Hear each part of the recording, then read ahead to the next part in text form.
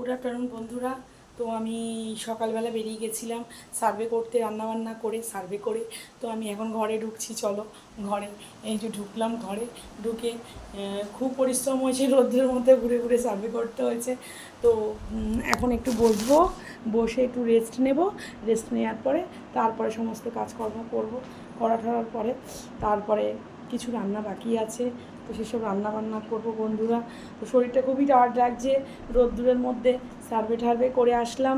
তো এখন এবার একটু রেস্ট নেব, রেস্ট নিয়ে একটু জল খাবো, নুন চিনির জল। শরীরটা গরম হয়ে যায় রোদ্রে ঘুরলে, তো শরীরটা ভালো না বলে একটু নুন চিনির জলটা খেতে হবে আমাকে। তো খেয়ে দে তারপরে আবার নিজস্ব কাজকর্ম আছে, সেই সব কাজকর্মগুলো করব। গোপাল সেবা দেব, দিয়ে তারপরে দুপুরবেলায় ভাত খাবো। খাওয়ার সময় কিছু ভিডিও তুলে ধরবো। সঙ্গে থেকো, ভালো থেকো, সুস্থ থেকো, সমস্ত বন্ধুরা ভালো থেকো।